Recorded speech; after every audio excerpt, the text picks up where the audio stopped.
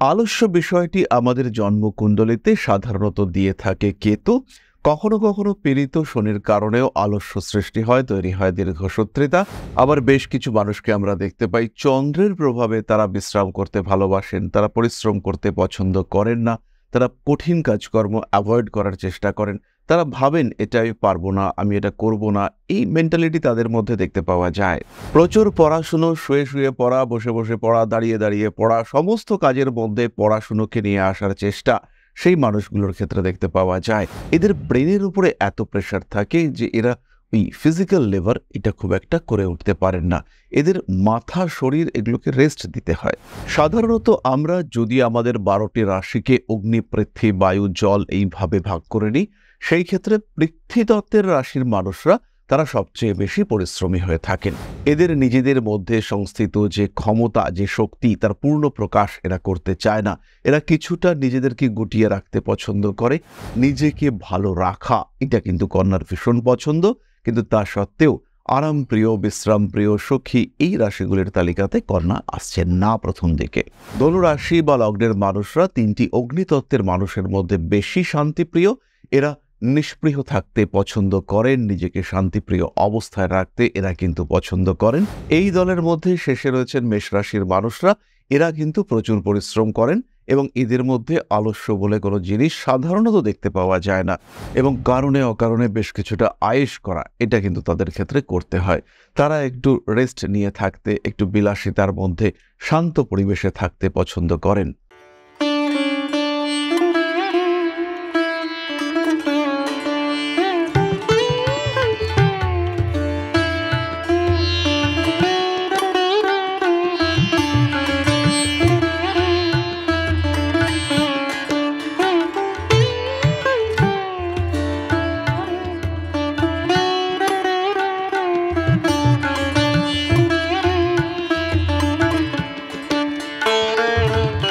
নমস্কার, Rishibani institute of Vedic অ্যাস্ট্রোলজির পক্ষ থেকে স্বাগত জানাই আজকের জ্যোতিষ আলোচনায়। আমি শান্তনু আপনাদের সঙ্গে। আলোচ্য বিষয় বিশুদ্ধ জ্যোতিষ। আমরা আলোচনা করব জ্যোতিষ শাস্ত্রের 12টি রাশির সাপেক্ষে একটি রাশির বিশেষ বিষয়। আজকে আমাদের আলোচ্য বিষয় হলো সবচেয়ে অলস রাশি। বেসিক্যালি বিষয়টা অলস নয়, বেসিক্যালি বিষয়টা হলো কারা কম পরিশ্রম করতে ভালোবাসেন, কারা একটু বিশ্রাম প্রিয়, কারা একটু বিলাসিতা পছন্দ করেন, কারা একটু সুখী প্রকৃতির মানুষ। আলস্য বিষয়টি আমাদের জন্মকুণ্ডলিতে সাধারণত দিয়ে থাকে কেতু। কখনো কখনো পীড়িত শনির কারণেও আলস্য সৃষ্টি হয়, তৈরি হয় দীর্ঘসূত্রিতা। কিন্তু যদি আমরা ইন্ডিভিজুয়ালি ভাবনা চিন্তা করতে চাই, তাহলে তৃতীয়, ষষ্ঠ, একাদশ, দশম ইত্যাদি ভাবে কেতু জাতক বা জাতিকাকে একটু আলস্য প্রবণ করে তোলে। তারা একটু বেশি বিশ্রামপ্রিয় হয়ে ওঠেন। তাদের ক্ষেত্রে বেশিরভাগ সময় দিবানিদ্রা, প্রয়োজনে অপ্রয়োজনে ঘুমোবার প্রবণতা ইত্যাদি দেখতে পাওয়া যায়। তারা ঘুমোতে ভালোবাসেন, তারা রেস্ট নিতে ভালোবাসেন। আবার বেশ কিছু মানুষকে আমরা দেখতে পাই চন্দ্রের প্রভাবে তারা বিশ্রাম করতে ভালোবাসেন, তারা পরিশ্রম করতে পছন্দ করেন না, তারা কঠিন কাজকর্ম অ্যাভয়েড করার চেষ্টা করেন। তারা ভাবেন এটা আমি পারবো না, আমি এটা করব না, এই মেন্টালিটি তাদের মধ্যে দেখতে পাওয়া যায়। আবার অনেক সময় বলবান বৃহস্পতির প্রভাব জাতককে অতিরিক্ত চিন্তাশীল করে ফেলে। সেই সময় জাতক কিন্তু দৈহিক পরিশ্রম অ্যাভয়েড করতে চান, মানসিক পরিশ্রমের দিকে তিনি নজর দিতে পছন্দ করেন। প্রচুর পড়াশুনো, শুয়ে শুয়ে পড়া, বসে বসে পড়া, দাঁড়িয়ে দাঁড়িয়ে পড়া, সমস্ত কাজের মধ্যে পড়াশুনোকে নিয়ে আসার চেষ্টা সেই মানুষগুলোর ক্ষেত্রে দেখতে পাওয়া যায়।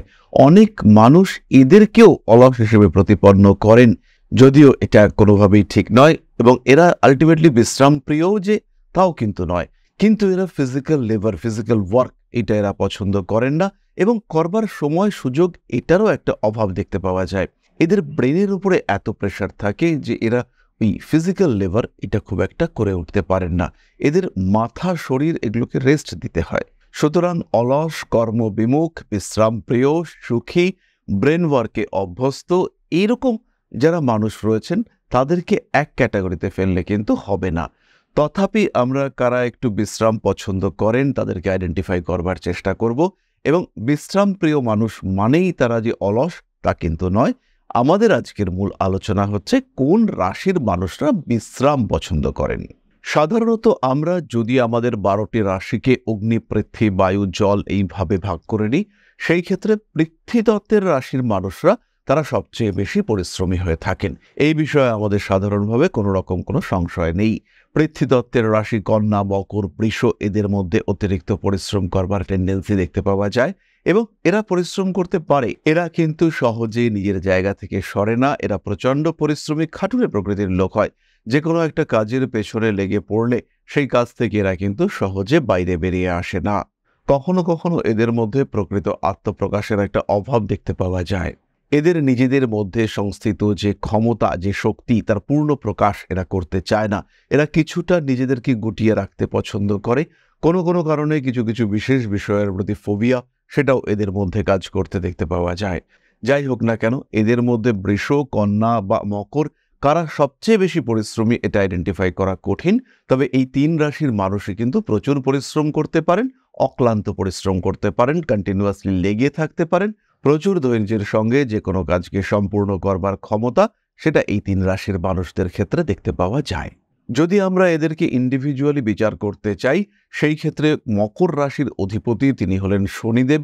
শনির পরিশ্রমের ক্ষমতা কিন্তু বুধ বা শুক্রের থেকে বেশি। সেই সাপেক্ষে আমরা মকরকেই সবচেয়ে বেশি পরিশ্রমী রাশি হিসেবে ট্রিট করতে পারি এবং যেহেতু মঙ্গল এই রাশিতে তুঙ্গক্ষেত্র প্রাপ্ত হয়, পৃথ্বীতত্ত্বের চর প্রকৃতির রাশি, তাই মকরের পরিশ্রম প্রবণতা, মকরের পরিশ্রম করবার ক্ষমতা সেটা অপরের থেকে বেশি, এটা আমরা ধরতে পারি। এরপরেই রয়েছেন বৃষ রাশির মানুষরা, তারা পৃথ্বীতত্ত্বের রাশি, তাই তাদের কন্টিনিউয়াস লেবার দেওয়ার ক্ষমতা এটা কিন্তু বেশি। বিশ্রাম যে তারা একদম অপছন্দ করেন তা একেবারেই নয়, তারা বিশ্রাম করতে ভালোবাসেন, কিন্তু সবচেয়ে বিশ্রামপ্রিয় রাশির তালিকায় তারা কিন্তু পিছিয়েই থাকবেন। এরপরে রয়েছেন কন্যা রাশি, কন্যা লগ্নের মানুষরা, তারাও প্রচুর পরিশ্রম করেন, বিশ্রাম পছন্দ করেন, ভালো থাকতে, একটু আয়েশে থাকতে পছন্দ করেন। কন্যা রাশির মানুষরা নিজেকে ভালো রাখা এটা কিন্তু কন্যার ভীষণ পছন্দ, কিন্তু তা সত্ত্বেও আরামপ্রিয়, বিশ্রামপ্রিয়, সখী এই রাশিগুলির তালিকাতে কন্যা আসছেন না প্রথম দিকে। এর পরবর্তী স্তরে আসবেন অগ্নিতত্ত্বের রাশিগুলি। এদের মধ্যে রয়েছেন সিংহ, ধনু এবং মেষ রাশির মানুষরা। এই মানুষগুলির মধ্যে সিংহ রাশির মানুষরা তুলনামূলকভাবে কম পরিশ্রমে বেশি কার্য উদ্ধার করতে পছন্দ করেন। তারা নেতা প্রকৃতির মানুষ এবং তারা অন্যকে সামনে রেখে নিজের কাজটি কমপ্লিট করবার ক্ষমতা রাখেন। তারা মানুষকে গাইড করতে পারেন এবং কাজকর্মগুলিকে পূর্ণ করবার জন্য তারা অন্যের সাপোর্ট নিয়ে থাকেন। নেতৃত্ব দেওয়া তাদের বৈশিষ্ট্য, তবে বহু সময় সিংহকে প্রচুর কাজ করতে হয়, প্রচুর স্ট্রাগল এটাও কিন্তু সিংহকে করতে হয়। জীবনে উত্থানের পথে প্রচুর বাধা এরা ফেস করেন এবং তা সত্ত্বেও এরা এগিয়ে যাওয়ার চেষ্টা করেন। এরপরে রয়েছে ধনুরাশি, ধনুলগ্নের মানুষরা, পড়তে এরা পছন্দ করেন, শিক্ষা এদের চারিত্রিক বৈশিষ্ট্য, এরা জ্ঞান আহরণ করেন, প্রত্যেকটি কাজকর্মকে সঠিক পরিপূর্ণ রূপ দেওয়ার চেষ্টা সেটা এদের ক্ষেত্রে দেখতে পাওয়া যায়। ধনুরাশি বা লগ্নের মানুষরা 3টি অগ্নিতত্ত্বের মানুষের মধ্যে বেশি শান্তিপ্রিয়। এরা নিষ্পৃহ থাকতে পছন্দ করেন, নিজেকে শান্তিপ্রিয় অবস্থায় রাখতে এরা কিন্তু পছন্দ করেন। যতটা সম্ভব কম নড়াচড়া করা, যতটা সম্ভব কম কোনো বিষয়ের মধ্যে ইনভলভড হওয়া, এরা এটা পছন্দ করেন।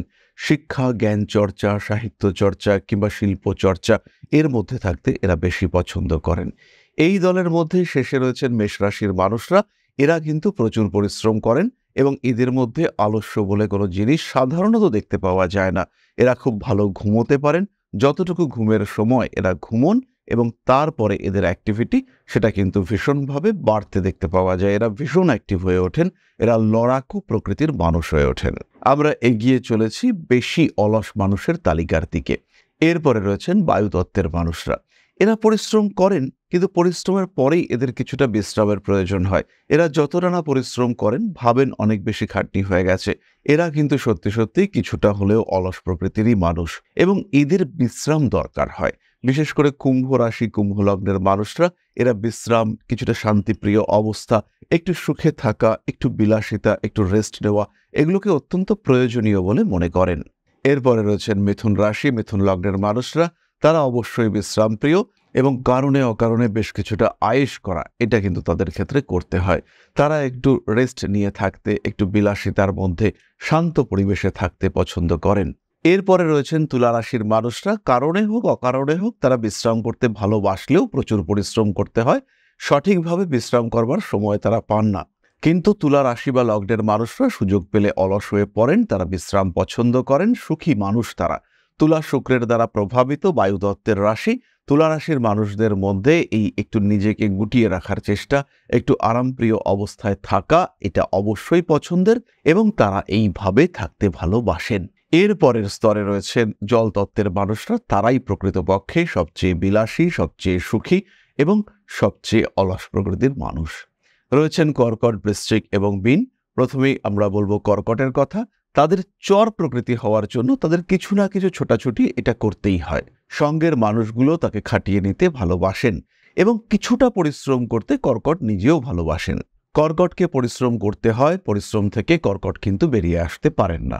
ফলে ইচ্ছে থাকলেও পুরোপুরি আলস্যময় জীবনযাপন করা, এইটা কিন্তু কর্কটের জন্য পসিবল হয়ে ওঠে না। এরপরে রয়েছেন মীন। জীবনে বাধা বিপত্তি অল্প বিস্তর থাকে, আলস্য পছন্দ করেন, পড়াশুনো, বই খাতা ইত্যাদি নিয়ে থাকতে ভালোবাসেন। একটু বিশ্রাম, একটু গা এলিয়ে থাকা, এটা মীনের পছন্দ। অতিরিক্ত পরিশ্রমের কাজ অ্যাভয়েড করতেই পছন্দ করেন মীন। এবার আমরা চলে আসব তুলনামূলকভাবে সবচেয়ে বেশি শান্তিপ্রিয় মানুষটির দলে। এরা কিন্তু সত্যি সত্যিই যথেষ্ট আরামপ্রিয়। কখনো কখনো পরিশ্রম যে করেন না তা নয়। এরা হলেন বৃশ্চিক রাশি বা লগ্নের মানুষরা।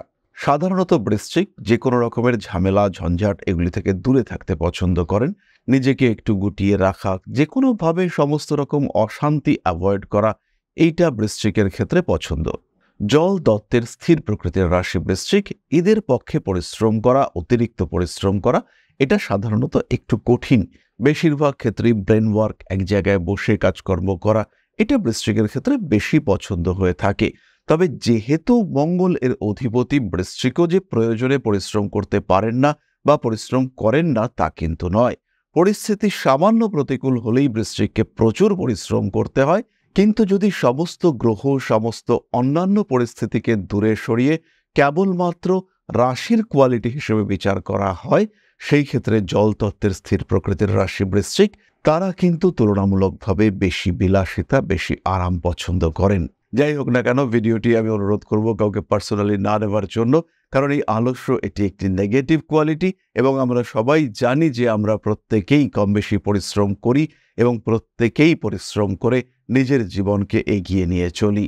এরপরে আমরা চলে আসব আমাদের আলোচনার দ্বিতীয় পর্যায়ে, অর্থাৎ আপনাদের একটি কমেন্টের উত্তর আমি দেওয়ার চেষ্টা করব। কমেন্ট করেছেন নন্দিনী রুদ্র, 15/12/1990, টাইম 3:55 PM, শনিবার, বৃশ্চিক রাশি, অনুরাধা নক্ষত্র, দেবগণ, বৃষ লগ্ন। বিয়ে হচ্ছে না, কোনো জব হচ্ছে না, বাবা অসুস্থ 1 ইয়ারের বেশি, মা শরীর ভালো না, বিয়ে কবে হবে, বিয়ে হবে কিনা, জব কবে হবে, সময় অনেক ইয়ার ধরে খারাপ যাচ্ছে।